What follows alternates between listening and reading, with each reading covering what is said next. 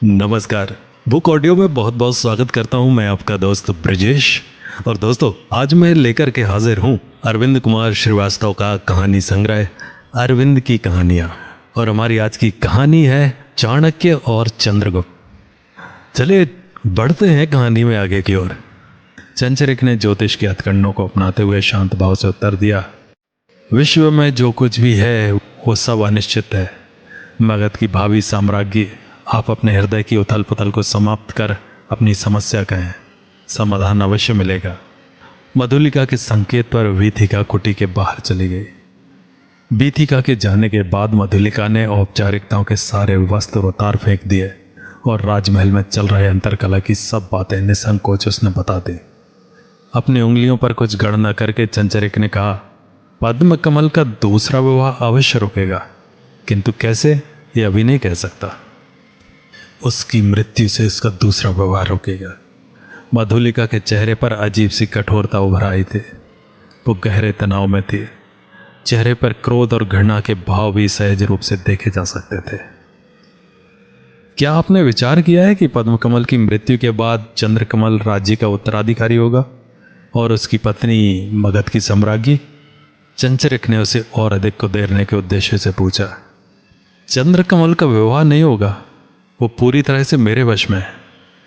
चंचरिक को अपने उद्देश्य में सफलता मिलती दिखाई देने लगी थी।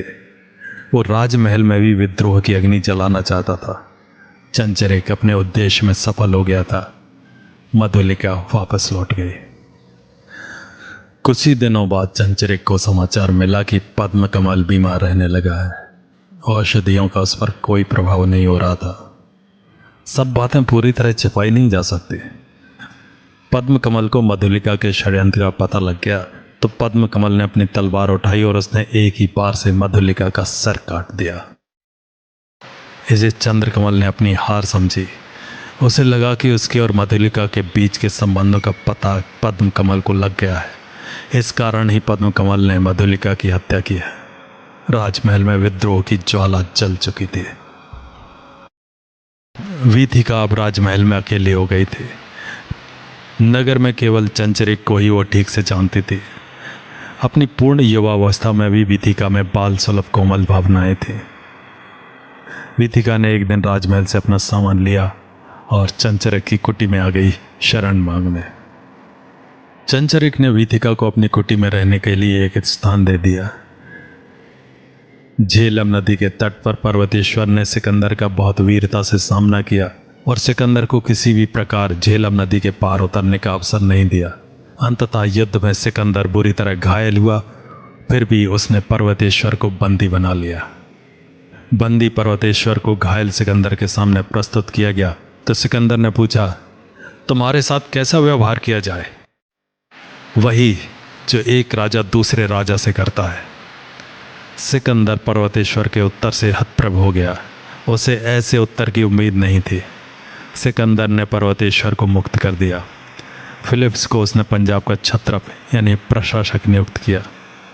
सिकंदर के घायल और युद्ध में बुरी तरह टूट चुके सैनिकों ने आगे बढ़ने से इनकार कर दिया। सिकंदर में भी घायल अवस्था में आगे बढ़ने की शक्ति नहीं थी, अतः वो वापस बाबुल वर्तमान ईरान लौट गया। 2 वर्ष पश्चात ही घायल सिकंदर प्राचीन मेसोपोटामिया के एक नगर बेबीलोन वर्तमान इराक में नेबुचडनेस्सर द्वितीय के महल में 32 वर्ष की उम्र में अपने जीवन की अंतिम सांस ली। सिकंदर की मृत्यु के बाद फिलिप्स ने चंद्रगुप्त को अपने साथ द्वंद्व युद्ध करने के लिए निमंत्रित किया। चंद्रगुप्त ने द्वंद्व युद्ध में फिलिप्स को मारकर पंजाब पर अपना राज्य स्थापित किया और पर्वतेश्वर से संधि कर उसे पंजाब का छत्रक बना दिया। चंद्रगुप्त के अधीन अब मौर्य, छंब, मालव, तक्षशिला और पंजाब की सेनाओं के साथ मगध के तटवर्ती प्रांतों में भील जनजाति की भी एक बड़ी सेना थी। मगध का आंतरिक विद्रोह भी दिन प्रतिदिन बढ़ता गया था। चंचरिक अपनी ज्योतिष विद्या और नीति विशेषज्ञता का सहारा लेकर शक्टार, जो मगध के बंदीगृह से भाग निकला था और राज्य में अपने आप को छिपाते हुए घूम रहा था, उसकी बड़ी पुत्री सुवासनी, जिस पर घनानंद और उसका महामंत्री राक्षस दोनों मुग्ध थे, से राक्षस का विवाह करवा देता है, जिससे महामंत्री और राजा दोनों एक दूसरे के विरोधी हो जाते हैं। यह उचित समय था। चाणक्य ने अपने ज्योतिषाचार्य होने का चोला उतार फेंका और चंद्रगुप्त को आक्रमण करने की अनुमति दे दी। केवल 2 दिन के युद्ध में चंद्रगुप्त ने मगध की सेनाओं को तहस नहस कर दिया। तीसरे दिन चंद्रगुप्त मगध की राजधानी पाटलिपुत्र में प्रवेश कर नगर पर अपना आधिपत्य स्थापित करता। उसके पहले अपनी अंतरात्मा में धधक रही ज्वाला के कारण चाणक्य ने अपना भाला उठाया और राजमहल में घुसकर महल के एक एक प्रहरी, सुरक्षा दल और घनानंद के पूरे परिवार को, चाहे वो छोटा हो या बड़ा, स्त्री हो या पुरुष, सभी को समाप्त कर दिया। नंदवंश पर विजय के आवेश में अपनी कटुता को समाप्त मानकर चाणक्य ने वर्षों से खुली हुई शिखा को बांध लिया। लगातार 8 घंटे तक महल में तांडव मचाने के बाद और शरीर पर लगी चोटों के कारण वो वहीं गिरकर अचेत हो गया। 6 दिन के बाद चाणक्य की आंख खुली तो उसका सिर वीथिका की गोद में था। वीथिका का सहारा लेकर वो उठकर बैठ गया। मुझे क्या हो गया था वीथिका? आप राजमहल में अचेत हो गए थे। आपको ढूंढने में राजमहल गई तो आपको अचेत देखकर वहां से ले आई। आपकी सेवा और देखभाल के बीच मुझे इतना समय नहीं मिला कि मैं किसी वैद्य को बुलाकर आपका उपचार कराते। अच्छा किया तुमने वीथिका, लगता है तुम तो रात से सो नहीं पाई हो। चाणक्य ने उसकी लाल आंखें देखी तो पूछा। संकोच और चेहरे पर लज्जा का भाव रखते हुए वीथिका ने कहा, जब मेरे देवता का ये हाल था तो मैं कैसे सो सकती थी। चाणक्य के हृदय में भरी हुई हिंसा, क्रोध और संताप का पागलपन पिघल कर बह गया तो सामने बैठी हुई वीथिका उसे देवी स्वरूप में दिखाई दे। काफी देर तक यूं ही वो अपलक वीथिका को देखता रहा तो उसके हृदय में प्रेम के बीज का अंकुरण होने लगा। अचानक उसने वीथिका को अपने अंक में भरकर चूम लिया। वीथिका उसके चुम्बन की मादकता से स्फुरित होकर प्रेम के आवरण से भर उठी तो वह अपने इष्ट प्रेमी चाणक्य के चरणों पर गिर पड़ी। उसके आंसुओं से चाणक्य के कठोर हो चुके पैर धुल गए। उसने वीथिका को उठाकर फिर से अपने अंक में भर लिया। वीथिका और चाणक्य के लिए जीवन का ये एक अद्भुत और नया अनुभव था।